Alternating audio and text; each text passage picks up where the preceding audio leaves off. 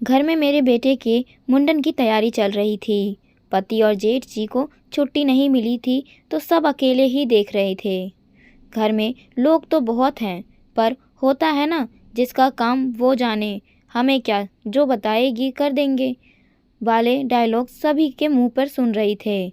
कुल मिलाकर आम परिवार की तरह बहुत से लोग मुंह फुलाए थे, जैसे कामकाज में फुलाया जाता है, ठीक वैसे ही। तभी घर पर आए हलवाई ने बोला कि बाहर का आंगन जहाँ गाय भैंस बांधी जाती है वहाँ भी गोबर से लिपाई करा दो।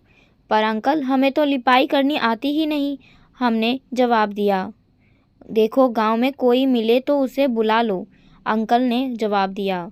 मैं अंदर आकर एक एक करके सबसे कहने लगी कि कोई लोग गांव में किसी को, पर सबने यही कहा कि अब गांव में कोई लिपाई नहीं करता है किसी के यहाँ। अच्छा, मैंने सोचा क्या, तो मैंने कुछ भी नहीं किया था, पर अब सब कर रहे हैं ना, चलो आज लिपाई भी कर देते हैं। क्यों घर का एक कोना गंदा दिखे। मैंने बाल्टी उठाई और उसी बाल्टी में गोबर घोलकर और मग में उसे फैलाकर झाड़ू से लिपाई शुरू कर दी। तभी गेट से चाची, नाउन चाची, अंदर आ गई। मुझे देखते ही बोली, अरे दुल्हन, तुम ये क्या कर रही हो? कितना तो इंतजाम करने को अभी बाकी है, छोड़ो इसे, हम कर देते हैं, तुम बाकी देख लो। हमें तो जैसे बिन मांगी खुशी मिल गई। छोड़कर अंदर आ गए।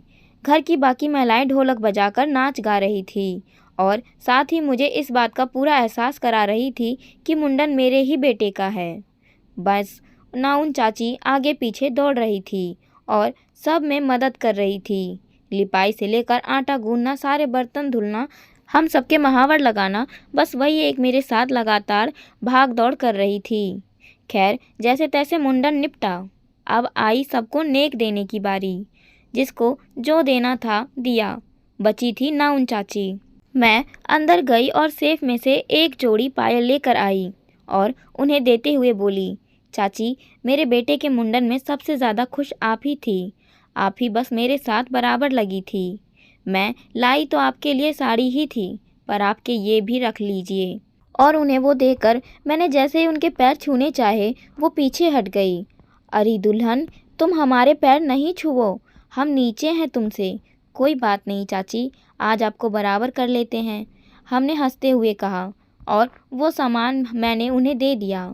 हालांकि इसके बाद कई दिनों तक घर वाले मुझसे बहुत नाराज़ रहे, क्योंकि शायद मैंने ठेस पहुंचा दी थी लास्ट में सबके मन को।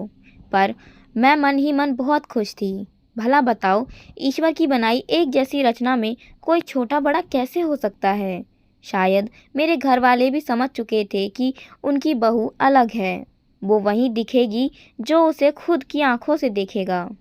मेरे अपने जानते हैं मैं ऐसी हूँ और मुझे अपने ऐसे होने पर कभी अफसोस नहीं होता है।